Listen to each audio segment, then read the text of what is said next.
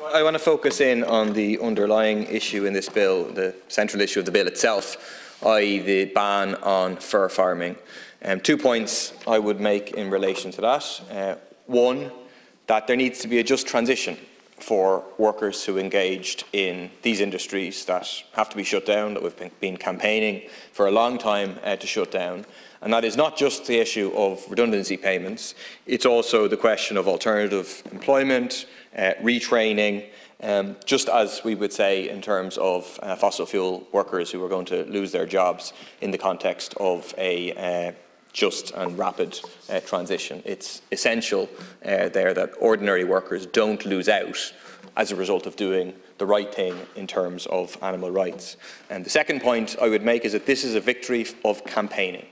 It's a victory, it's a consequence of the campaigning by the National Animal Rights Association, by the ISPCA, statements from Veterinary Ireland and many other campaigning organisations. This came about as a direct consequence of a bill put forward by Solidarity People Before Profit to ban fur farming, and that pushed the government, together with the campaigning from below outside the Dáil, to move to impact this measure. It shows that we can win when we campaign.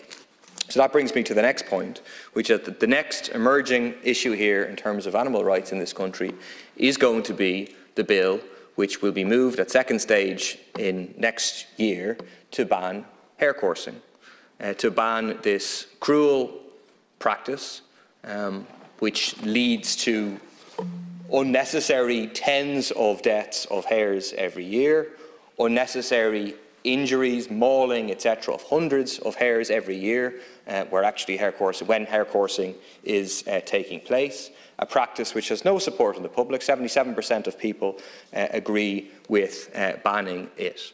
And the question is going to be, for the Green Party, are you going to go against your long-term policy of supporting a ban on hair coursing to back up your partners in Fianna Fáil and Fine Gael and vote against a ban? To the Labour Party, which likes to talk from time to time about animal rights but still hasn't given a commitment to support it, and to Sinn Féin TDs who had a motion before their last AGM but that got taken off the agenda to change their party's policy and support a ban on hair coursing. And obviously those who have been watching what happened in the north in relation to the motion on fox hunting will maybe not be feeling very optimistic.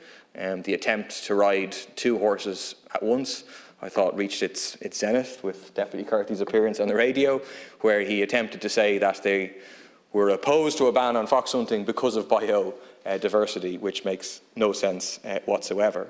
But I would appeal to campaigners to take heart from what happened yesterday in Stormont in terms of the vote on abortion, that Sinn Féin can come under pressure. So for animal rights campaigners, for members within Sinn Féin who support a ban on hair coursing, to put pressure on the party leadership and to say to them, don't be on the wrong side of history on this issue. Support a ban on hair coursing when it comes before the Dáil next year. Thank you, Deputy.